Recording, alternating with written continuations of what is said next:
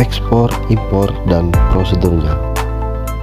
Sobat, pasti pernah mendengar atau belajar mengenai ekspor dan impor, bukan? Dalam suatu negara, kegiatan ekspor dan impor memiliki peranan yang sangat penting dan erat kaitannya dengan kegiatan ekonomi.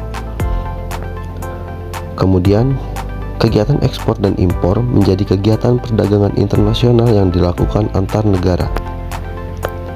Secara sederhana, suatu kegiatan menjual produk barang atau jasa ke luar negeri disebut ekspor. Sementara, kegiatan membeli suatu produk atau barang dari luar negeri disebut impor. Agar sobat bisa mengingat kembali pengertian dari ekspor dan impor, video ini akan menjelaskan secara detail ekspor, impor, dan prosedurnya. Maka, simak video ini sampai tuntas. Sebelum mengulas lebih jauh, mari kita cari tahu pengertian ekspor dan impor. Pengertian ekspor: suatu aktivitas mengeluarkan barang dari daerah pabean disebut ekspor. Apa itu daerah pabean? Secara sederhana, daerah pabean merupakan suatu daerah milik Republik Indonesia yang terdiri atas wilayah perairan, darat, dan udara di dalam zona ekonomi eksklusif. Sistem perdagangan dengan cara mengeluarkan barang-barang dari dalam negeri ke luar negeri dengan memenuhi ketentuan yang berlaku juga disebut sebagai kegiatan ekspor. Sebagai salah satu sektor perekonomian, kegiatan ekspor menduduki peranan yang cukup penting melalui perluasan pasar beberapa negara. Dapat disimpulkan bahwa ekspor merupakan kegiatan atau aktivitas mengeluarkan produk dan barang dari dalam negeri ke luar negeri dengan mengikuti standar peraturan beserta ketentuan yang berlaku. Dapat disimpulkan bahwa ekspor merupakan kegiatan atau aktivitas mengeluarkan produk dan barang dari dalam negeri ke luar negeri dengan mengikuti standar peraturan beserta ketentuan yang berlaku. Kegiatan ekspor umumnya dilakukan oleh suatu negara yang mampu menghasilkan produk barang dalam jumlah besar dan jumlah tersebut sudah terpenuhi di dalam negeri. Nah, sekarang apa sih tujuan dan manfaat ekspor? Yang pertama, mengendalikan harga produk. Sebuah negara yang melakukan kegiatan ekspor mampu memanfaatkan over kapasitas pada suatu produk. Dengan begitu, negara tersebut dinilai mampu mengendalikan harga produk ekspor yang terjadi di negaranya. Yang kedua, menumbuhkan industri dalam negeri. Suatu aktivitas atau kegiatan perdagangan dalam ruang lingkup internasional yang dilakukan untuk memberikan rangsangan atas permintaan dari dalam negeri disebut ekspor. Aktivitas ekspor juga dapat diartikan sebagai kegiatan perdagangan yang melibatkan pasar internasional. 3. Menambah devisa negara. Nilai kekayaan yang dimiliki oleh suatu negara dalam bentuk mata uang asing disebut devisa. Untuk perkembangan ekonomi suatu negara, aktivitas atau kegiatan ekspor akan memberikan dampak yang positif. Dan yang terakhir, memperbanyak lapangan kerja. Kegiatan ekspor secara tidak langsung akan menghadirkan lapangan pekerjaan baru. Dengan begitu, kegiatan ekspor juga turut menekan angka pengangguran. Selain itu, pertumbuhan ekspor di Indonesia akan memunculkan lapangan pekerjaan yang menyebabkan penurunan angka kemiskinan.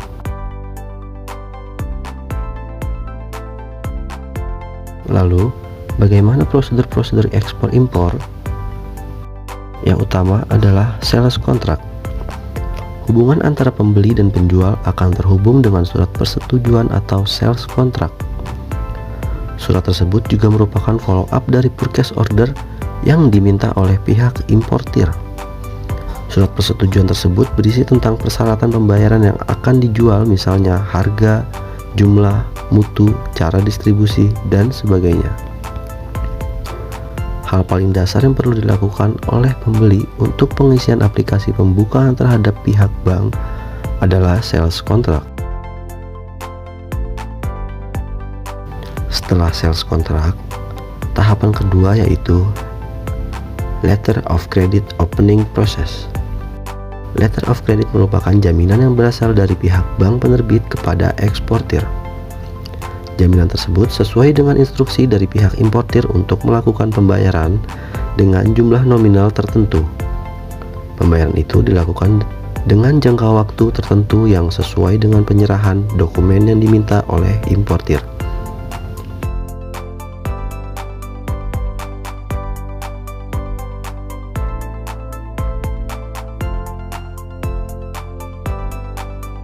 Proses yang ketiga yaitu cargo shipment. Tanda bahwa pihak eksportir telah mengirimkan barang kepada importir bisa diketahui dalam proses cargo shipment. Barang tersebut juga sudah sesuai dengan apa yang tercantum dalam letter of credit. Yang pertama, shipment booking. Letter of credit advice akan dijadikan acuan oleh eksportir untuk proses pengiriman barang, dan dia akan melakukan shipment booking kepada shipping company yang sesuai dengan sales contract. Yang kedua, pengiriman barang. Bukti penerimaan barang, kontrak angkutan, bukti kepemilikan barang, serta dokumen pengapalan lainnya akan dimuat oleh shipping company. Setelah itu akan dikirimkan kepada advising bank yang dilanjutkan kepada opening bank. Yang ketiga, penerimaan dokumen oleh importir. Dokumen pengapalan kemudian akan diterima oleh importir jika kewajiban mereka untuk pembayaran kepada opening bank telah dilakukan. Dokumen tersebut juga digunakan untuk mengurus import clearance yang dilakukan dengan bea cukai. Dokumen tersebut juga digunakan untuk mengurus import clearance yang dilakukan dengan bea cukai.